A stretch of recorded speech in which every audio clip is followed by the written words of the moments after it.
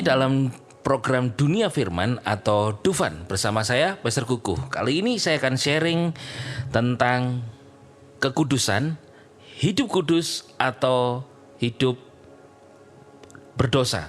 Kita orang yang kudus atau orang yang berdosa. Bagaimana parameternya? Atau saudara melihat diri saudara itu orang berdosa atau orang yang kudus? Mari kita melihat. Kebanyakan saudara ketika kita berkata hidup kudus, apa sih arti kudus? Kekristenan dan Yudaism itu berkata bahwa seseorang yang telah dipisahkan untuk Tuhan, yang dianggap suci atau murni, dipisahkan untuk Tuhan, itu hidup kudus. Kudus itu sebetulnya bukan usaha manusia, tetapi apa yang Tuhan lakukan kepadanya. Kita melihat contoh. Imamat 19 ayat yang kedua dikatakan, berbicaralah kepada seluruh jemaat Bani Israel dan haruslah engkau katakan kepada mereka, kuduslah kamu, sebab aku Yahweh Elohimmu kudus. Kuduslah kamu, sebab aku Yahweh Elohimmu kudus. Jadi Musa diminta Tuhan berkata kepada bangsa Israel, kuduslah kamu. Nah, ini kalimat perintah supaya hidup kudus atau pernyataan berita pesan dari Tuhan bahwa mereka itu kuduslah kamu, mereka dikuduskan. Sebab Tuhan itu kudus. Nah, di sini ternyata Tuhan itu sedang memberitahukan kepada bangsa Israel melalui Musa bahwa mereka itu kudus. Bukan karena mereka perbuatan Israel yang kudus. Israel mereka keluar dari Mesir itu banyak kesalahannya. Tidak percaya, berontak, sudah senang dibebaskan dari perbudakan Mesir tapi masih murmur, itu ngomel, membanding-bandingkan enak di Mesir daripada di sini padang gurun. Nah, Tuhan menguduskan mereka itu sebab Tuhan telah satu memilih bangsa Israel, memanggil mereka, jadi mereka dipanggil, dipilih. Yang ketiga, masuk dalam rencana Tuhan menuju tanah perjanjian, tanah yang dijanjikan, Kanaan. Itu Tuhan berkata, kuduslah kamu. Jadi kudus, bangsa Israel kudus itu saat mereka dipanggil keluar dari perbudakan Mesir, dipilih dan masuk ke dalam rencananya. Itu Tuhan berkata mereka kudus. Jadi kudus bukan karena mereka membersihkan diri dari segala kejahatan atau kenajisan, tetapi karena panggilan Tuhan, pilihan Tuhan, dan mereka masuk dalam rencananya. Makanya mereka itu dikatakan kudus. Bagaimana dengan hari ini saya dan saudara? Saya dan saudara, kita kudus juga bukan karena kita menjauhkan diri dari perbuatan dosa atau kenajisan, tetapi karena apa yang Kristus Yesus lakukan kepada saya dan saudara. 1 Korintus 1 ayat 30 dikatakan, tetapi oleh Dia kamu berada di dalam Kristus Yesus. Oleh Dia, bukan oleh karena kita. Yang oleh Elohim telah membuat Kristus Yesus, membuat hikmat bagi kita. Dia membenarkan dan menguduskan dan menebus kita. Jadi Tuhan itu telah membenarkan, menguduskan, dan menebus kita. Jadi kekudusan itu pemberian Yesus. Apa yang Yesus lakukan di atas kayu salib, darahnya tercurah, menghapus segala dosa, kita itu dikuduskan. Jadi di sana menguduskan itu sanctification. Sanctification itu apa artinya? Sanctification itu artinya adalah atau pengudusan itu exposition. Is a position we are in Christ. Posisi kita yang kita miliki di dalam Kristus. If you have trusted in His death, burial, and resurrection, you are sanctified.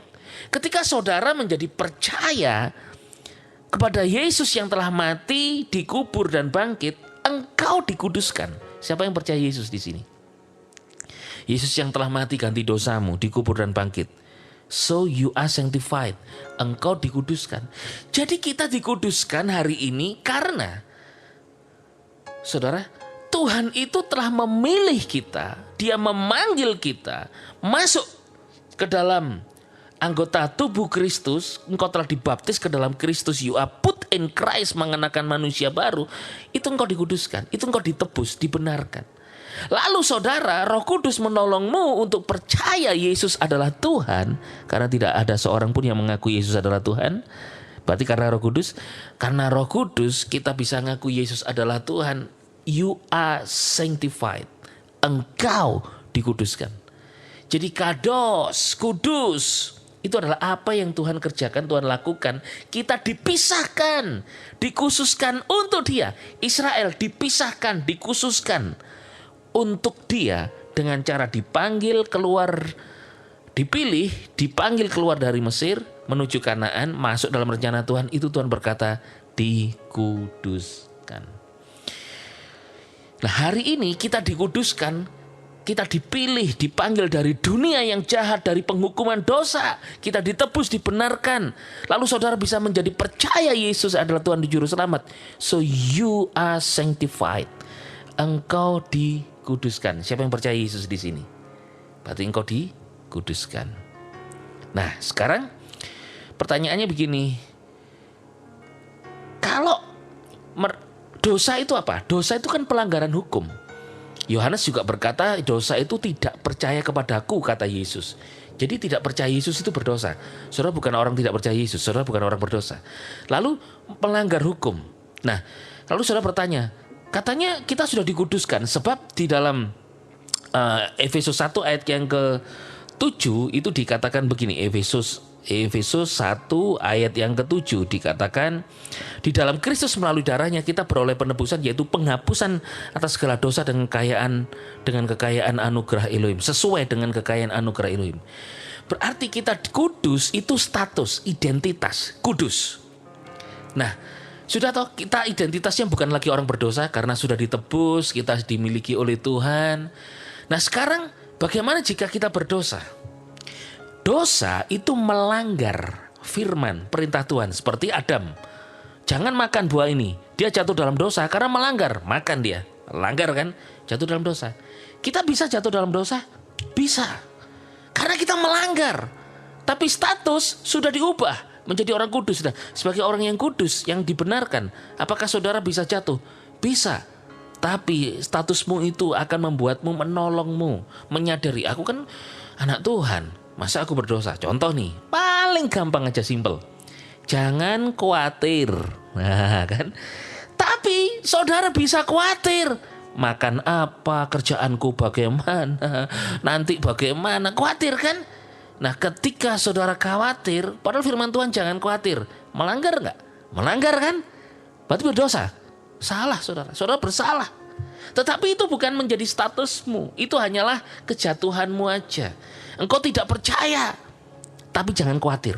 Ketika Abraham dapat janji Tuhan keturunanmu akan banyak, dia meragukan Tuhan. Dengan apa engkau akan memberiku anak?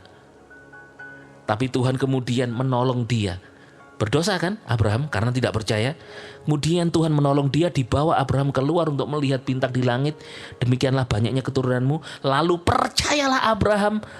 Lalu diperhitungkan kebenaran sebagai kebenaran atas percayanya itu. Lihat, Tuhan menolong Abraham untuk apa? Untuk dia menjadi percaya kembali kepada Tuhan, bahwa dia punya janji, menjadi percaya, ditolong. Kabar baiknya yang terakhir adalah 1 Yohanes 2 ayat yang pertama. Anak-anakku, aku menuliskan hal-hal ini kepadamu supaya kamu tidak berbuat dosa. Tetapi jika seseorang telah berbuat dosa, kita memiliki pembela di hadapan Bapa, yaitu Yesus Kristus yang benar. Ketika saudara berdosa, yaitu tidak percaya kepada firman Tuhan, tidak percaya Yesus sanggup menolongmu, ketika engkau khawatir, kau cemas, kau meragukan Tuhan, meragukan firman-Nya, engkau ragu masa depanmu, itu semua kesalahan, itu semuanya engkau melanggar daripada firman Tuhan yang berkata bahwa engkau punya masa depan. Ketika engkau tidak percaya Tuhan bisa menyembuhkanmu atau meragukan, dari dulu aku sakit, itu engkau berdosa terhadap firman Tuhan, terhadap Tuhan, karena Dia sanggup menyembuhkanmu, engkau ragu. Tapi jangan khawatir, Tuhan menolongmu supaya engkau tidak terjatuh, tergeletak dalam dosamu. Dia menolongmu Ada kabar baik, Yesus pembelamu. Ayolah, engkau sudah dikuduskan. Biarlah hidupmu itu juga menunjukkan kau percaya Yesus terhadap apapun yang kau alami. Tetap percaya Dia, mengandalkan firman-Nya, mengandalkan Tuhan. Engkau bisa khawatir, bisa berdosa. Tetapi Yesus menolongmu, membelamu untuk tetap hidup kudus. Jadi orang yang hidup kudus itu adalah dia, baik pikirannya, baik perasaannya, baik hatinya, itu percaya Yesus, mengandalkan firman-Nya, setiap saat tetap bisa bersyukur meskipun keadaannya belum ditolong. Tetapi ketika engkau jatuh dalam dosa adalah ketika engkau meragukan Dia sanggup menolongmu. Karena Dia sudah menguduskan engkau. Kesimpulannya adalah engkau orang yang sudah dibenarkan. Engkau hamba kebenaran dan bukan hamba dosa. Untuk itu biarlah baik perkataanmu, perbuatanmu, pikiranmu, perasaanmu pun jangan ada getaran keraguan. Tetapi keyakinan penuh bahwa Yesus mengasihimu. Bahwa Yesus pasti sanggup menolongmu. Engkau yang sudah diselamatkan kekal, pasti hari-harimu juga diselamatkan Tuhan. Engkau orang yang kudus karena Yesus. Jangan berbuat dosa lagi. Yesus Hamasiah. Bless you.